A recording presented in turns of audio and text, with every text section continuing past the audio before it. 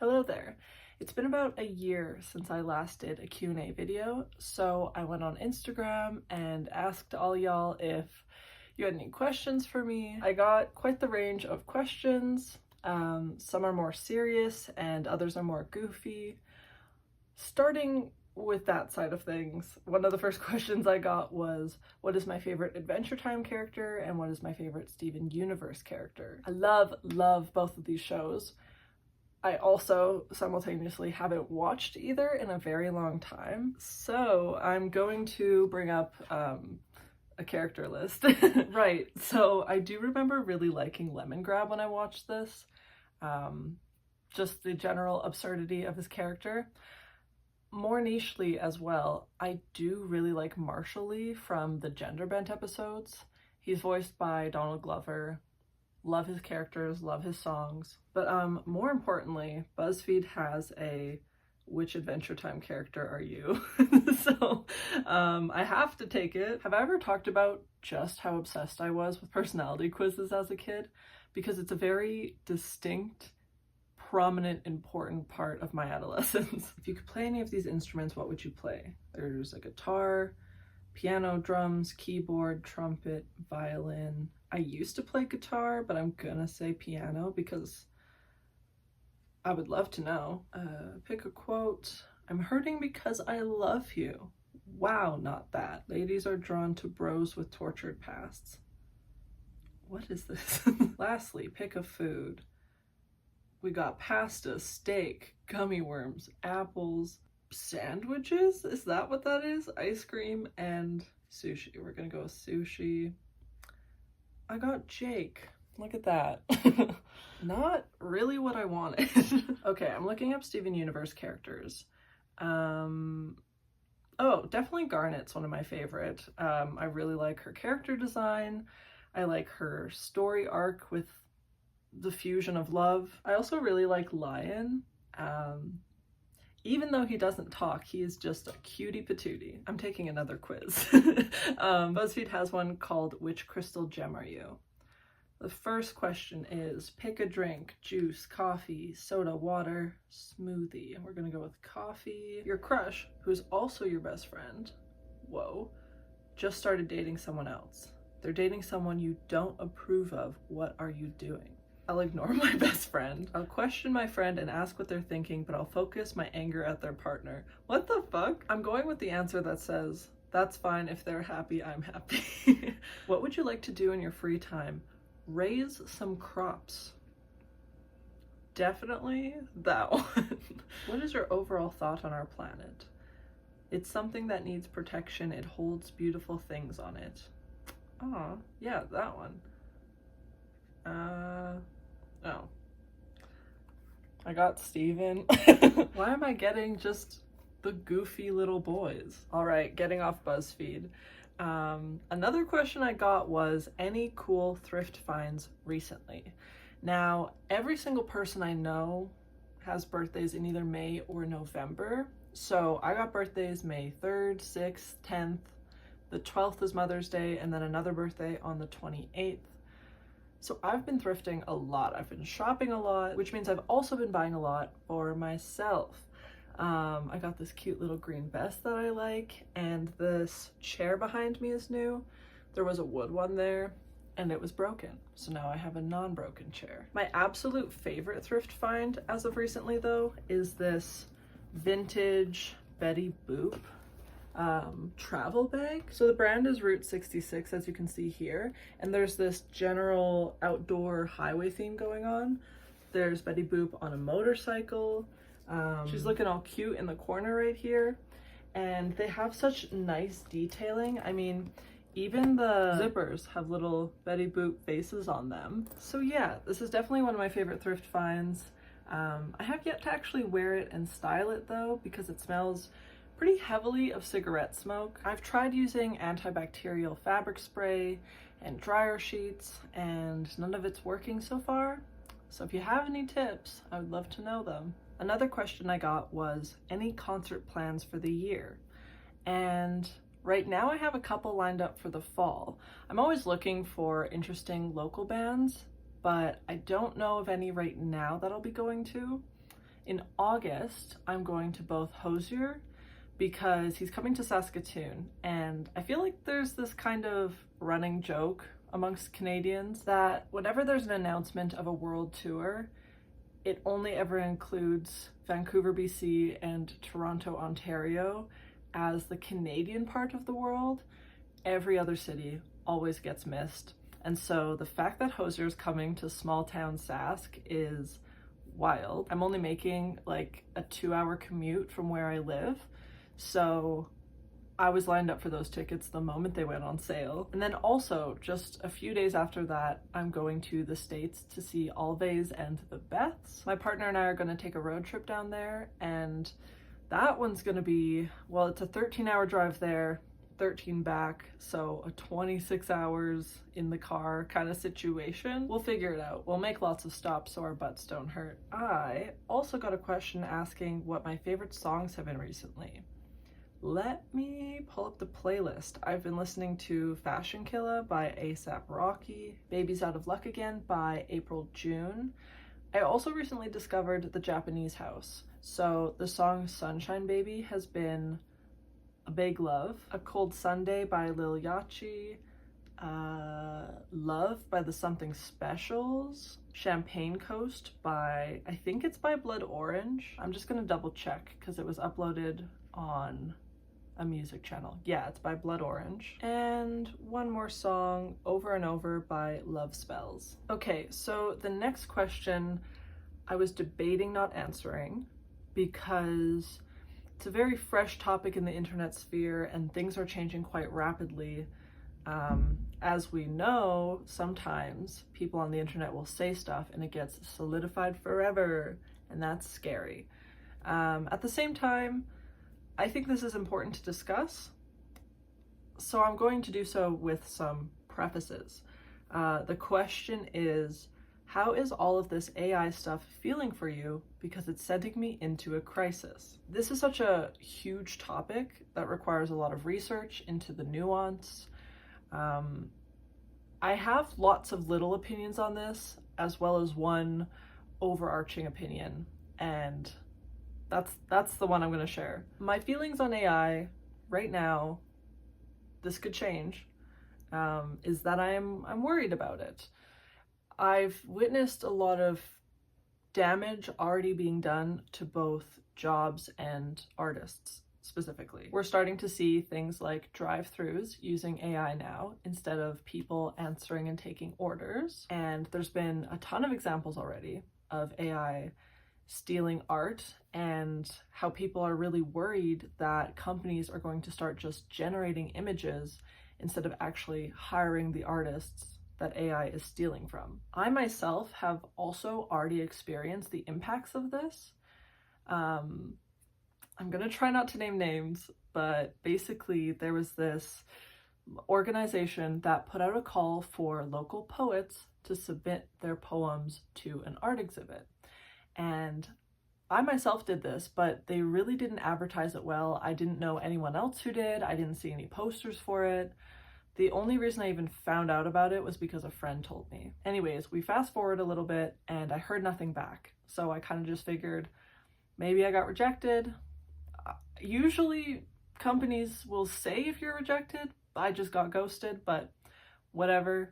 On the night of the exhibit, I went to attend it anyways. I'm not bitter, but they in fact didn't display anybody's poetry. What they instead did was have this AI mechanism that allowed viewers to input 3 different words that then the AI machine would make a poem out of. And I was so upset because maybe they didn't have enough poets submit.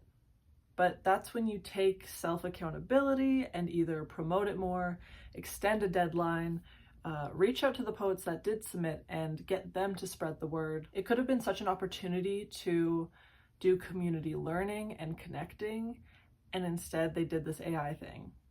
And even in the call out, they never said that AI was going to be mentioned. It really did feel like it was this alternative solution, but it really just hits down on the literary community here. At the same time, despite my worries on job and art theft, I do think there's room for AI to improve humanity. It seems like we're going real evil with it really quick. I don't know why, but just for a second, let's just visualize an alternative future. For a while now, we've been hearing a lot of talk around the globe about a 4-day work week. There's a lot of research backing up the mental health benefits of it, the physical health benefits of it. But the whole point of a 4-day work week isn't to only get paid for 4 days. It's to be paid as if you were working 5 days. You're just distributing the work differently. I wonder if we'll get to a point with AI where it allows us to do that. Instead of robots replacing our jobs, perhaps taking on some of our jobs while our pay does not decrease. Again, because we're already showing examples of evil behavior, what that kind of evokes in me is, why would a company do that? You know, why would they not just replace and just not have to expend costs because they're not hiring people?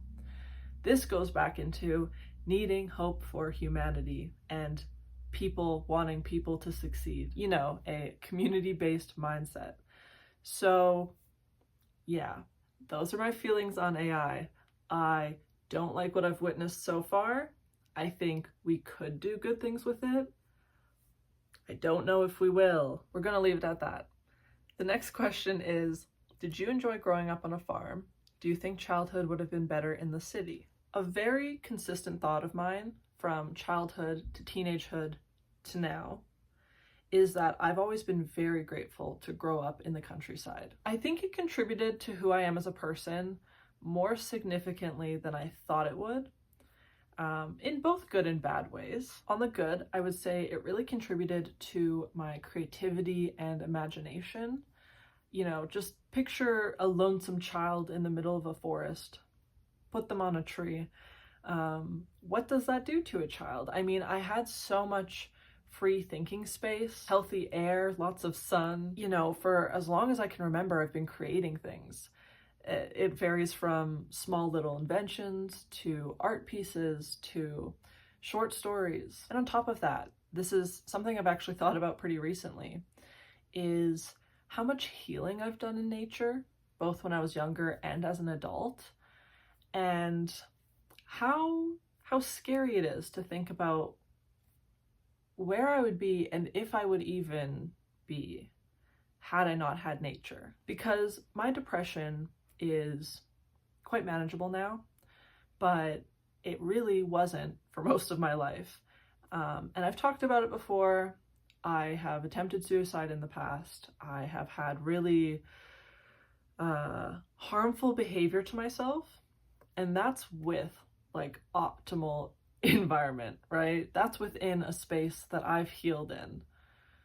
So to imagine what it would be like without nature is scary and strange. At the same time, though, that could tie into the thing that's a little more negative in what it's contributed to my life, which is the persistent feeling of alienation. It's something that no matter how much I work on my self-esteem, my career, my position in this world, whatever, I very easily feel othered. And I know a lot of that is because of growing up in the countryside. I just was alone and I wasn't socializing as much as the other kids. And growing up in the countryside, but going to a school in a small town, it was like there was always something separating me and there was always barriers. You know, I got bullied for being poor.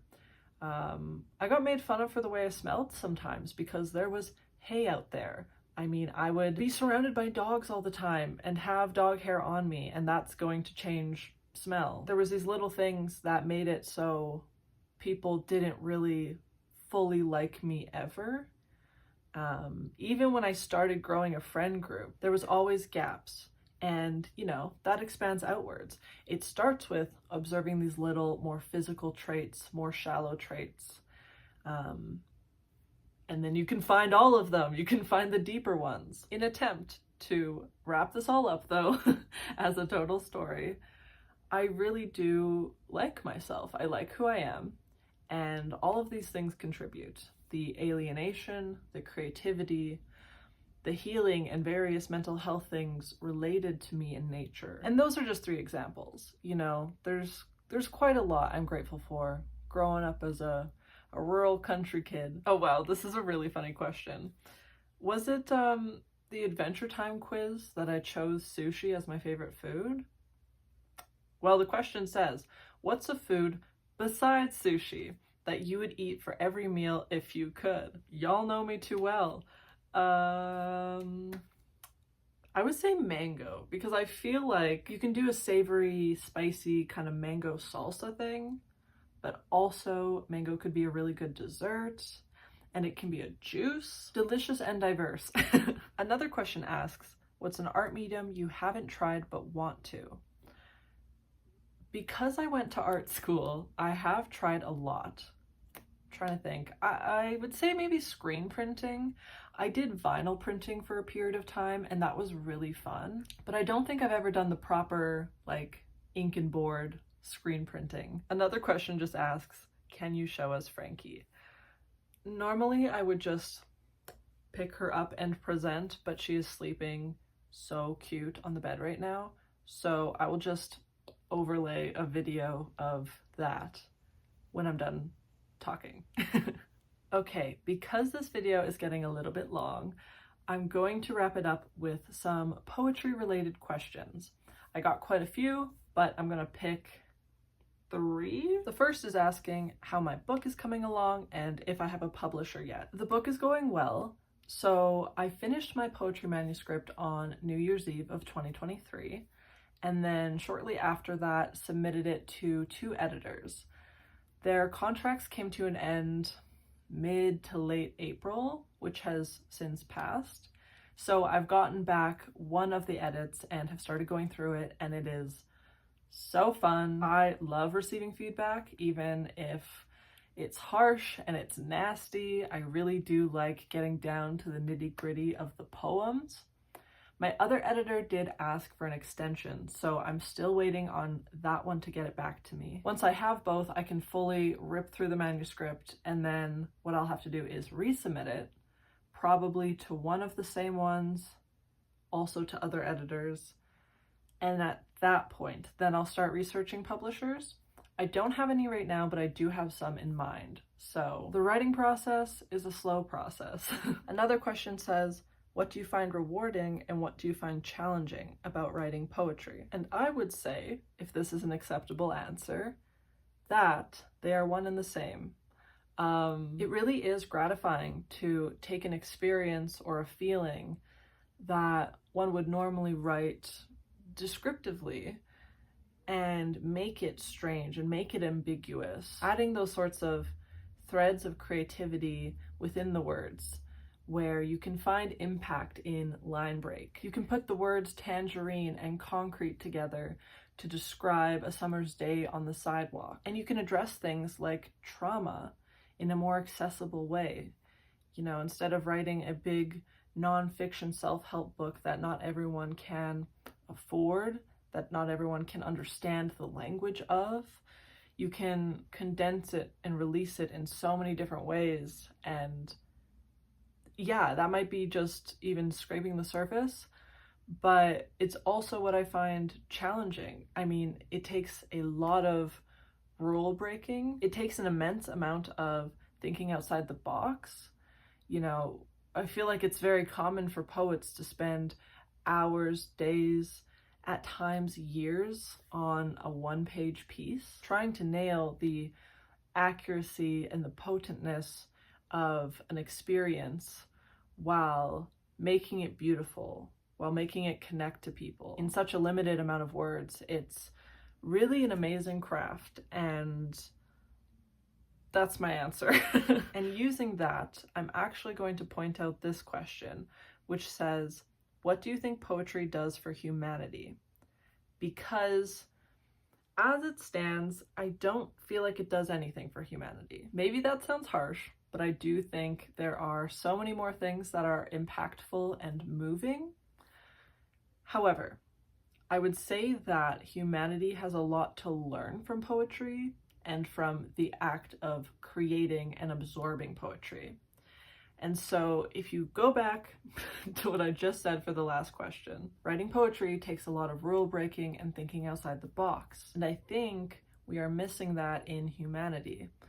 You know, a lot of us constantly complain about capitalism and where we're at with it, the impacts our mental health is taking, our environment's taking, our social, economical statuses, and then we proceed to do nothing about it.